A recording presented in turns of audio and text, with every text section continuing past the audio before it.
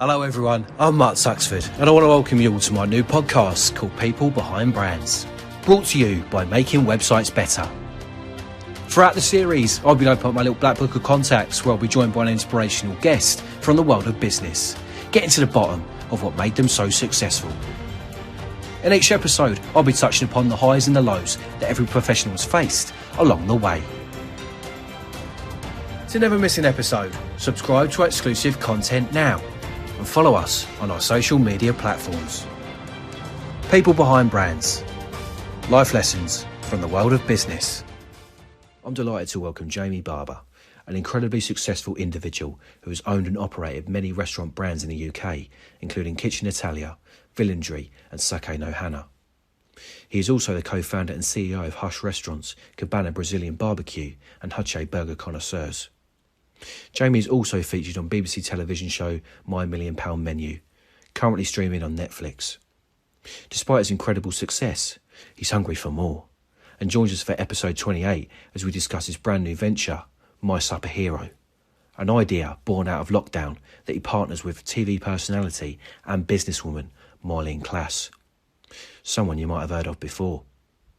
Jamie opens up about his passions and how the pandemic produced positive but also stressful moments, both personally and professionally. So please be as thrilled as me to welcome Jamie to the podcast.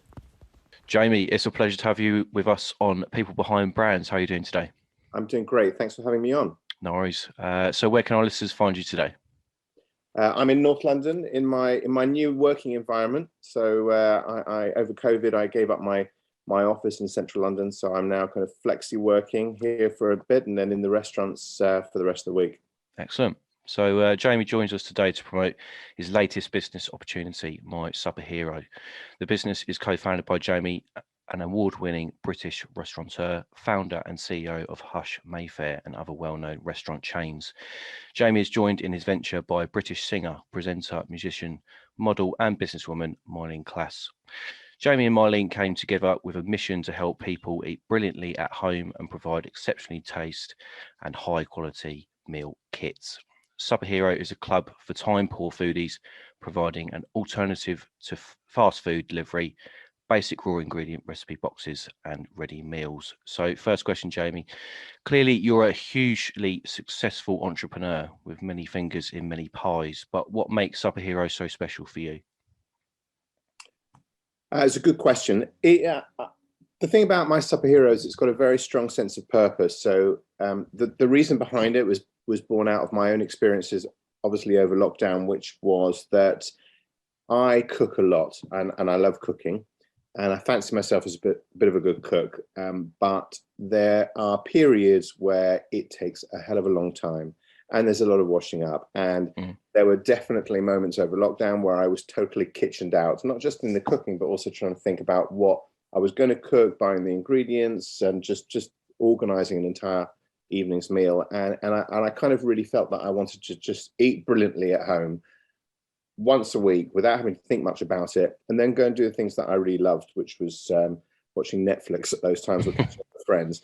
And I didn't really find a solution for that. That I was Deliverooed out. I tried the recipe boxes like HelloFresh and Gusto. I found them very basic and very time consuming. And for me, the reason I think this is so special is because this is a solution for me personally. This is something that I use and want to use, and that's why I think it's great. Yeah. So do you think the idea of the business is born out of kind of lockdown behaviours and things like that? It was definitely born out of lockdown behaviours, but I think that it's a modern day solution because everybody eats 14 meals a week, if not more, for their breakfast, and it is mind-numbing you can't eat out every night of the week. Cooking every night of the week is expensive, it's time consuming, it's tricky, and there aren't actually that many alternatives to being able to eat healthily, not in terms of in a diet way, but just where you know that the ingredients are amazing. If I was to try and think of some way I could eat at home half a spatchcock chicken with roast garlic, black garlic aioli and some flatbreads and some beautiful tomatoes that are come from the Isle of Wight, and it's quite complex to put all of that together in less than 10 minutes. And the beauty about what we do is 10 minutes of prep and you're done and you can eat brilliantly. Yeah. So we come on now to an order that you sent me kindly. So I tried out the salmon and bell buns with sticky teriyaki roast broccoli, and I must say it was absolutely stunning. So as you say, it was under 10 minutes, and I was enjoying my food really. So it was fresh and it was really tasty. It's all good ingredients. So talk to us about some of the meal ideas that are within these packages. There's obviously different variations, but just talk to us about those. Well, I've got the one thing that's really great is that I've managed to attract a really, really strong kitchen team. So I've got one of my exec chefs from the restaurant groups, Tom Anglesey, who's helping me put together some of the basic recipe ideas. And then I've got a fantastic chef called Charlie Bronson, who comes from the D&D restaurants like Pont de la Tour and 14 Hills. So the caliber of the cooking is absolutely spot on. And I think we wanted to try and create meals that people really want to eat, but at the same time are quite tricky to replicate at home. These aren't basic recipes. These are quite tough things to put together, but all the ingredients are just lip-smackingly tasty. So the bao that you had, the bao freshly sourced, the salmon comes from a guy called Ben Wright from the Wright brothers. So I know exactly where that salmon has come from and where it's farmed. And yeah, it's just as I say, when you look at the pricing, it's priced slightly more expensive than a Deliveroo, but certainly much less expensive than going out to eat. And to be able to get that kind of quality at home with less than 10 minutes of fuss is a great thing for me to have in my life. Yeah, it's definitely great quality. I'm sure Jamie will come on to where you can find all of this later on. But as I mentioned earlier, you've partnered with Myleene Klass, who is a star in her own right. So talk to me about the chemistry you both have and how you came together to front Supper Hero. Yeah, so Myleene and I have known each other for about a decade. Our kids go to the same school, so we're kind of school gate parents. And we come at this from slightly different angles, because over lockdown, we used to talk about it, is that I love to cook and I spend a long time cooking. But I was just kitchened out. Myleene hates cooking. She absolutely hates cooking. And she's the first one to admit that she's actually a lousy cook. But she loves food and she wants to eat really well. And so I come at it from a time perspective, because I just want to eat really well in a short space of time. Myleene comes at it from a different kind of arena, which is that she wants to eat really well, but can't cook the way that a good chef can cook. So I think both of us had the same goals, but came from different starting points. And we talked about it a lot, and we just thought there must be a solution to this. So that's why we founded the business. She's incredibly hardworking. She's got a massive work ethic. She's come at this as a proper co-founder rather than an influencer, because with her kind of Instagram following or TikTok following, she could certainly come at it from a more relaxed perspective of just kind of putting her name to something and being an influencer. But she's totally co-founding. She's in every meeting. She's been in all the tasting. She's been in all the design work. So it's been quite nice to have that kind of energy and work ethic alongside me, because I feed off the energy of other people, and it's great to have her energy in the room. Yeah, great. You both sound very passionate about the new venture, but I'm just keen to give our listeners more understanding about you. So let's talk about some of the other business opportunities you're proud to be a part of and how you got started in the industry itself.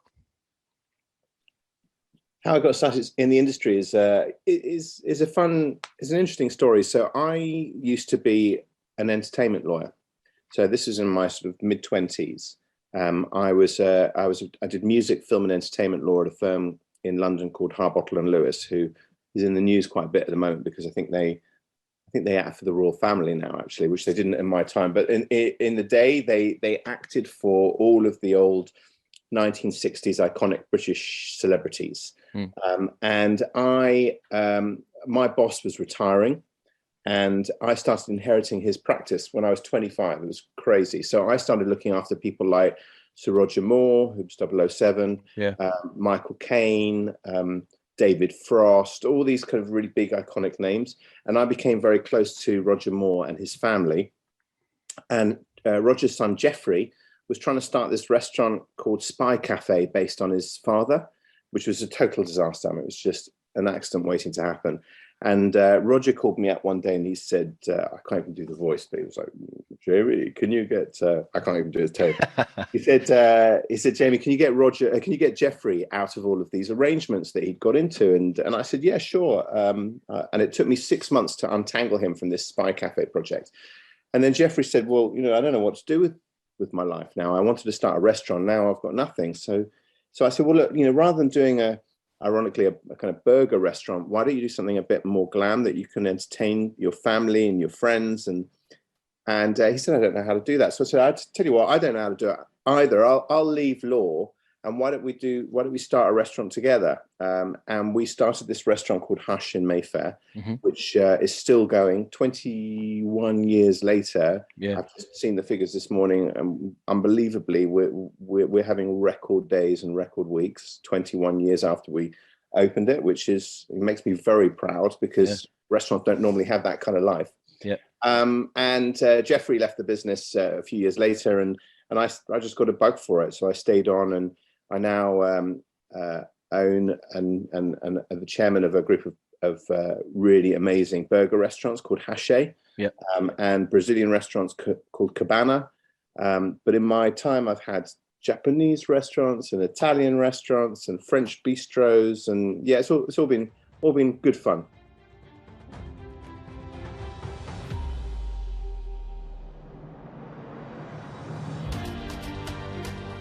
I mean, what would you say is your why, though? I mean, your drive to be successful. What would you say is your why?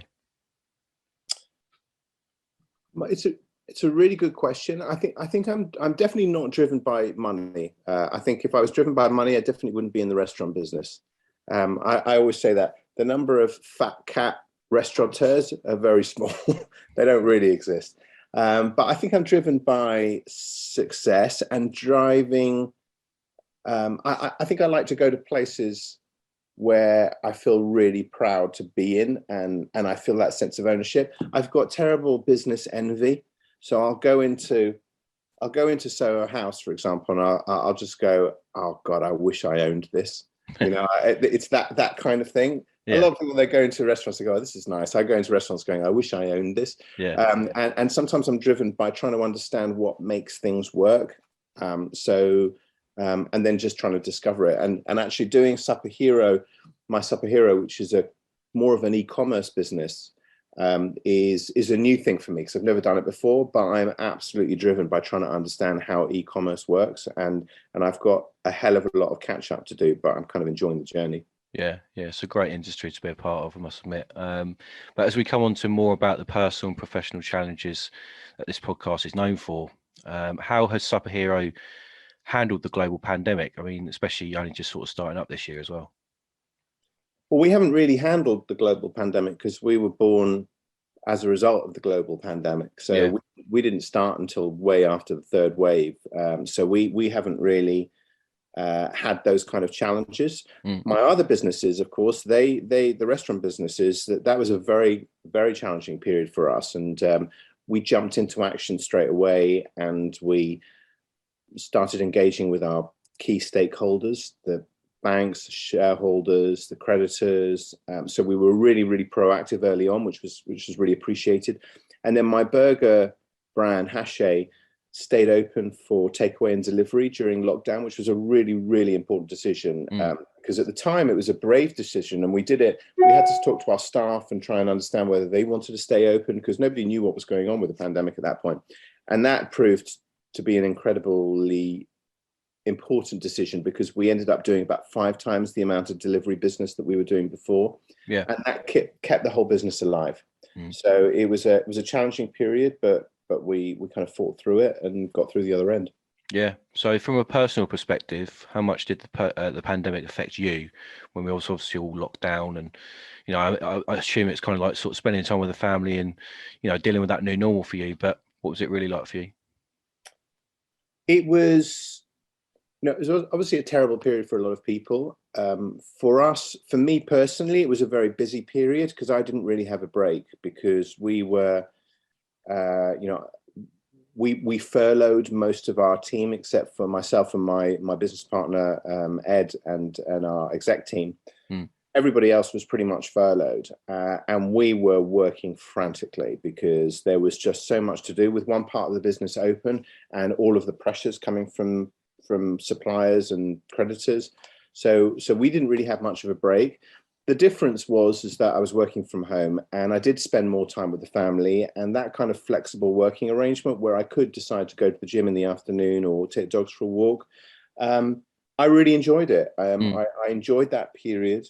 I think mentally, a break from the norm gives you almost like a sabbatical on your life. You can kind of just take a break from the way that you've traditionally done things, and it gives your brain a time to think about what's important. And as I say, Supper Hero was born out of that breathing space that I had during lockdown.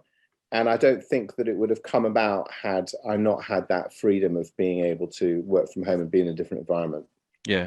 I think there's obviously a lot of negatives that have come out of this, but obviously there's some positives for a lot of people, including yourself, obviously with the new venture. But something that I'm sure none of us will take for granted anymore is our family and loved ones, as you said. But what effect do the important people in your life have on you? You asked before about what the drivers were. And I've got quite a small but very, very close family, and the driver for me is all about our family unit. So it's all about trying to provide my kids with the opportunities that as many opportunities as they can to succeed, to be supportive. I've got two very strong, independent teenage girls, and I'm definitely a feminist in that way because I'm fighting for their rights to have as many opportunities as they can in their lives and push them forward to be successful entrepreneurs, possibly in the future. And I'm very lucky. I've got an amazing kind of partner in my wife who's also a lawyer, and so she's helped me quite a lot during this period, just sense check what I do. So yeah, my family is just it's great. My sister actually is my head of marketing, our restaurant group. So we've kept some stuff in the family. Yeah, that's always good. I mean, as our listeners understand, the aim of this podcast is to focus on some of the testing times that we all go through at some point along the way in our personal lives. So talk to us about some of the harder challenges that you've experienced throughout your personal life, maybe something that not a lot of people know about you, that made you who you are today. Yeah, good question. So I think that a lot of people have asked me how I coped during 2020, during the COVID period. And bizarrely for me, it was okay for me mentally. And I think the reason for that was because I'd had a really tough time in 2018 and 2019. So those 2 years were known in my industry, in the restaurant industry, for being kind of the years of the big casual dining crash. So that's when all of the big restaurant brands all started to collapse. So Jamie Italian, Byron, GBK, Prezzo, Gaucho. I can't even remember. There were so many of them. Everything was just collapsing at the same time. And mentally, I wasn't prepared for that because one of my brands, Cabana, got caught in that we had some out of London restaurants that started to perform badly. And that was, our London restaurants were performing great, but actually outside of London became really, really difficult. And mentally, I wasn't prepared for that. And we ended up having to lose those restaurants outside of London. And that was a really, really difficult period for us. And for me personally, I felt a massive sense of responsibility towards our staff, towards our investors, and it was a dark period. It was really, really challenging. At the same time, I did this television show called £1 Million Menu. Yeah. So I did that show. I was a dragon on this kind of Dragon's Den show, which is still on Netflix. Actually, I get recognised by cab drivers every so often. But I did that in the midst of that kind of crash. And so having to put up a good appearance whilst at the same time having this difficult period around some of those restaurants was really challenging. So ironically, by the time 2020 came along, I was almost punch drunk. I knew how to deal with stress.